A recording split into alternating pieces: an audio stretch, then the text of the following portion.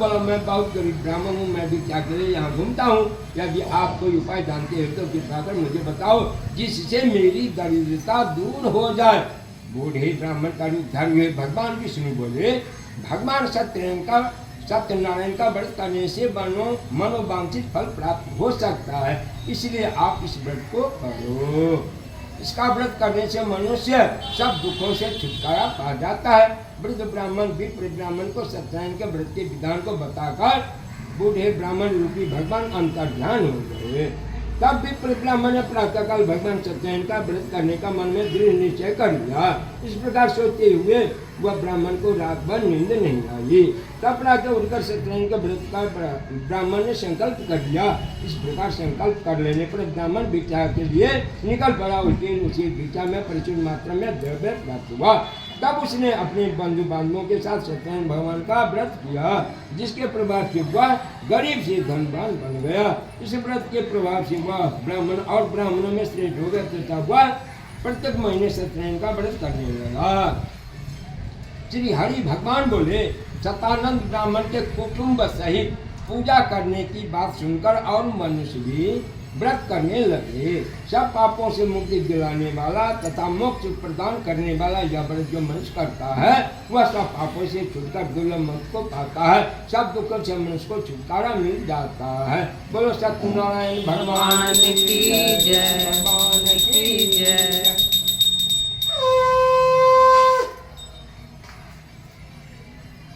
अध्याय सूत जी बोले, भगवान विष्णु ने महर्षि नारद जी से जो कथा कही थी उसको मैंने आपको सुना दिया। आपको और कुछ पूछना हो तो कहो। सौनक जी बोले, हे मुनिवर, उस ब्राह्मण के पश्चात और किसने उस व्रत को स्वीकार किया, उसको हमें श्रद्धापूर्वक सुनने की इच्छा हो रही है। सूत जी बोले, हे मुनि, जिनके द्वारा इस व्रत को किया गया उसे ध्यानपूर्वक सुनो। एक बार वह ब्राह्मण अपनी सामर्थ्य के अनुसार अपने बंधु बांधवों के साथ इस व्रत को करने के लिए उद्यत हुआ। इसी समय एक लकड़हारा वहाँ आया। लकड़ी के बोझ को बाहर रखकर ब्राह्मण के घर में गया और भूख प्यास से पीड़ित उसने विधि पूर्वक ब्राह्मण को व्रत करते हुए देखा। ब्राह्मण को प्रणाम करके वह बोला कि तुम्हारे द्वारा यह क्या किया जा रहा, इसको करने से क्या फल प्राप्त होता है, हे प्रभु विस्तार से कहो। ब्राह्मण बोला, यह समर्थ अभिलाषाओं का पूर्ण करने वाला, दुखों का नाश करने वाला, सर्वत्र विजय दिलाने वाला सत्यनारायण भगवान का व्रत है, जिसके प्रसाद स्वरूप हमें धन की प्राप्ति हुई है। इसके वचनों को सुनकर लकड़हारा अति प्रसन्न हुआ। प्रसाद खाकर और जल पीकर वह श्री सत्यनारायण भगवान का चिंतन करता हुआ उसी नगर में चला गया। लकड़ी को बेचने से आज जो धन प्राप्त होगा उसी से सत्यनारायण भगवान के श्रेष्ठ व्रत को करूंगा, ऐसा मन में सोचकर लकड़ी के बंडल को सिर पर रखकर धनी लोगों की नगरी में पहुंचा। उस दिन लकड़हारे को लकड़ी के मूल से दुगुना धन प्राप्त हुआ। इससे अत्यंत प्रसन्न हृदय के पके हुए केले के फल, शक्कर, घी, दूध और गेहूं का चूर्ण आदि समस्त पदार्थों को लेकर वह अपने घर गया। तत्पश्चात उसने अपने बंधुओं को बुलाकर विधिपूर्वक व्रत किया। उस व्रत के प्रसाद स्वरूप उसे धन और पुत्र की प्राप्ति हुई।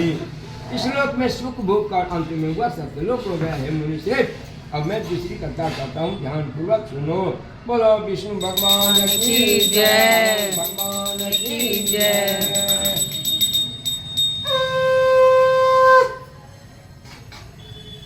चतुर्थ अध्याय। सूत जी बोले, बलवानों में से उनका नामक एक राजा था, जितेंद्र सतवाद वह प्रतिदिन मंदिर को जाता था। प्रतिदिन ब्राह्मणों को धन देकर उन्हें संतुष्ट करता था। उसकी पत्नी सुंदर मुस्कान वाली, कमल के समान मुख वाली सती थी। वह भद्रशिला नदी के किनारे सत्यदेव के व्रत को कर रहा था। इसी समय एक साधु में वहाँ आया। व्यापार के लिए बहुत से धन और रत्नों से परिपूर्ण नाव को किनारे लगाकर वह राजा के पास पहुंचा। राजा को व्रत करते हुए देखकर उस वणिक ने विनय पूर्वक पूछा। साधु वणिक बोला, हे राजन, भाग्य पूर्वक मन से आप यह क्या कर रहे हैं, क्या कुछ विस्तार पूर्वक कहिए, मैं सुनना चाहता हूँ।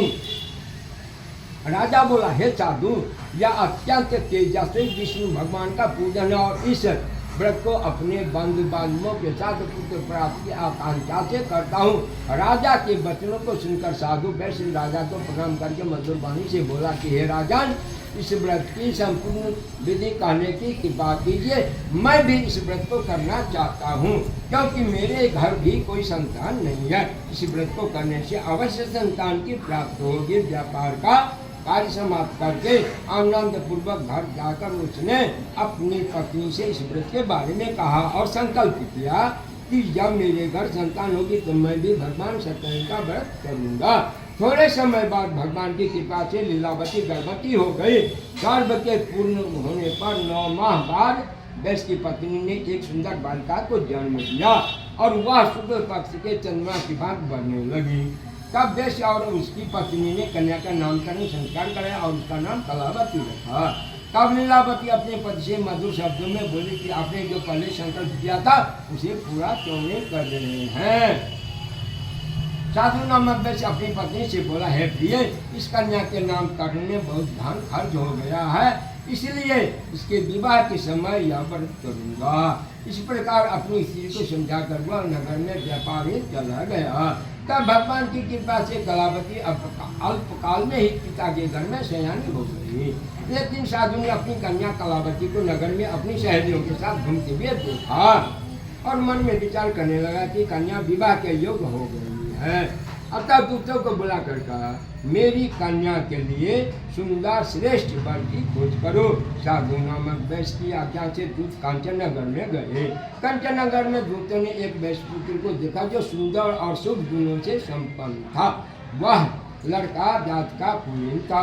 उसे दूत साधु वैश्य के पास लाकर बोले, हे स्वामी, यह बालक सब प्रकार से आपकी कन्या के योग्य हैं। दूतों के मुख से यह वचन सुनकर साधु वैश्य ने अपनी कन्या का विवाह विधि विधान से उस वैश्य के पुत्र की लाभ कर दिया। कन्या के विवाह के समय भी दुर्भाग्यवश वैश्य साधु सत्यनारायण भगवान का उत्तम व्रत करना भूल गया।